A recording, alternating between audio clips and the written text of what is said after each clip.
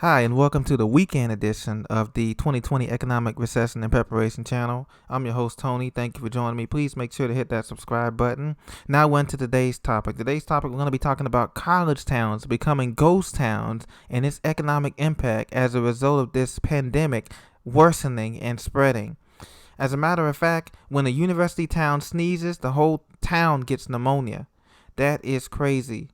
College towns have things such as shops, bars, restaurants, hotels, and apartments entirely dependent on students coming in the fall, spring, and summer.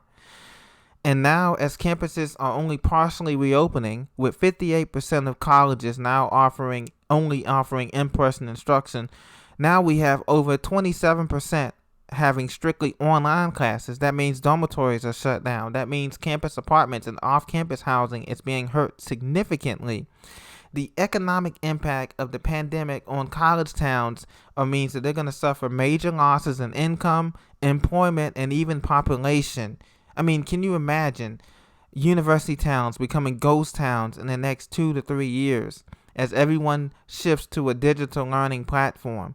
And to be honest with you, the number one digital learning platform anyway is google.com, to be honest with you.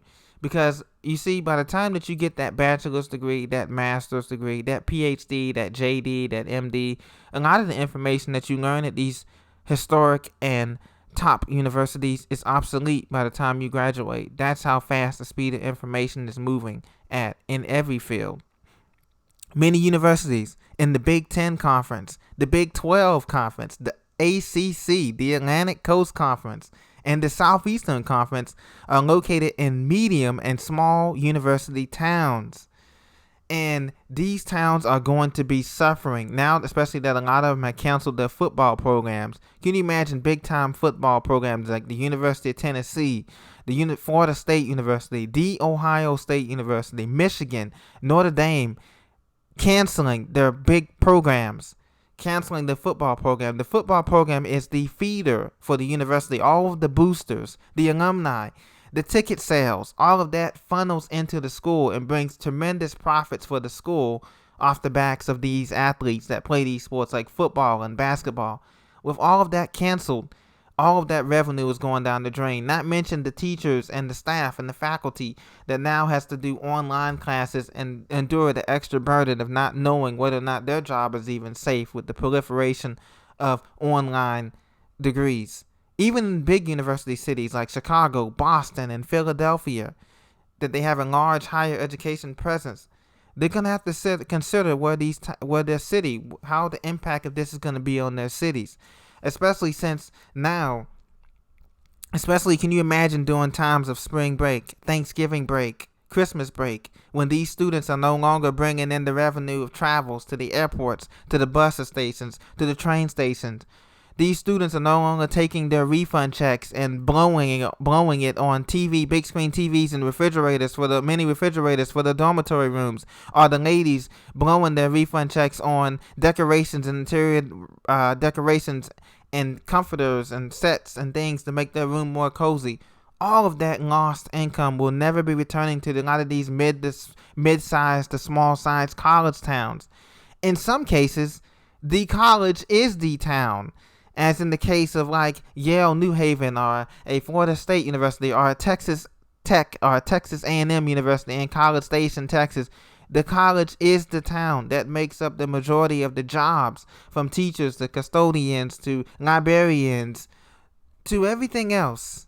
And now, with this pandemic getting worse, it is unclear whether the colleges will ever be able to open up and reorganize completely to have in-person classes face to face. Imagine having your desk of your student more than 7 feet away, and you have a class that needs to be filled up with a biology lab that needs to be filled up with 50 to 100 students who need to go through this biochemistry lab. It's not going to happen. It's not going to happen. And so because of this, medium and small university towns are going to be overwhelmed by the potential response and the potential litigation if they do decide to go ahead and push through. Like some of these universities that said they're going to try to push through, like the University of North Carolina, Tar Heels was saying that they're going to try to push through this pandemic. What happens when you get 1,000 people on campus sick, 5,000 people on campus sick with this pandemic, then you're at risk for litigation, for lawsuits, these small towns, and that will even further put exposure and strain on a college university town already where the malls are dying in a lot of these towns. I'm talking about outlet malls, not just the malls that we knew that were dying in all of these towns. From Columbus, Ohio, to Springfield, Massachusetts, to Vermont and New Hampshire, to Cal State and California, Fullerton, and all of the big universities, they're dying. They're dying because the world has moved on to digital learning. Students begin digital learning as early as 7 years old in school. And this model has worked because it saves not only the college money, because they don't have to spend money in maintenance and buildings and pay exorbitant professor salaries, but it also saves the student money because they don't have to drive to campus or commute from their dorm rooms and apartments to class and spend money on food and the student unions and all of that thing. They already have that from the comfort of their homes. But you see, when students normally will return for the fall semester, they rent apartments. They buy books and expensive books and medical supplies from the bookstore that's already 20-30% marked up so they can make a profit. They eat at the restaurants. They drink at bars. They go to sporting events, social gatherings. That all improves revenue for the local economy. The city needs that revenue to survive. And when the students go away for the summer, there's a slowdown of these mid-sized, the university college towns. They lose revenue, but they still get revenue from some of the graduations and alumni events that take place in the summertime. And so now, without a doubt, college towns are going to be hurting regardless. As a matter of fact, there was one university, Cornell University in Ithaca College in New York. The mayor, Savante Merrick, said that he's prepared to cut $14 million from the city's $70 million budget. And he's already furloughed a quarter of the employees of the city just right now. Last month, the city passed a resolution asking the state to ask Myrick to cancel rent for 3 months. Now, the University of Michigan students in Ann Arbor, they contribute almost $95 million a year in discretionary spending to the local economy in Ann Arbor. Let me repeat that. The University of Michigan in Ann Arbor, their students that they have and all of their schools and colleges contribute almost $95 million a year in discretionary spending to the local economy. So what's going to happen to Ann Arbor when all of this is going on? Well, one lady, Mrs. Weinsweg, she's co-founder of Zingerman's. It's a deli that owns multiple operations throughout Ann Arbor, said that he has furloughed almost a third of his staff. So his staff went from 700 to only 450 people, and sales are cut in half of what was pre-pandemic levels. And he said there are businesses that are doing much worse in the area. Oh yeah, of course they are. Of course they are.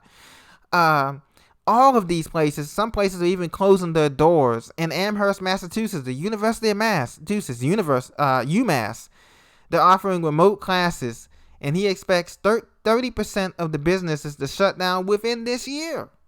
This year, 2020, that we've seen over 6,000 bankruptcies filed. As a matter of fact, there's been an 80% decrease in sales between the months of March and June compared to the same time last year in 2019. Amherst Books, a locally owned and independent bookstore, makes almost 60% of its annual sales in September, a number it doesn't expect to come close to this fall. Folks, these towns are going down. As a matter of fact, in Ohio University in Athens, Ohio, the population is down from 24,000 to 6,000 people. From Ithaca College, a remote college town in upstate New York, the population could shrink from 31,000 to as few as 15,000 or less.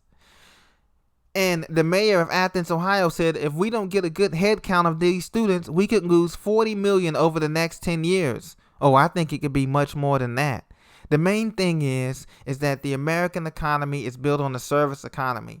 And the service of education is changing to digital, online. It's moving away from obsolete buildings and old ivory towers where the education was locked. Now education is democratic. The best education you can get, my friends, is self-education. The education that you get yourself, not dependent on this zombie system to teach you and the future generations of your kids. And do not, if you do go to school and you go to campus, do not get a degree in a basket weaving subject. Okay, you know the ones I'm talking about: gender studies, African American basket weaving.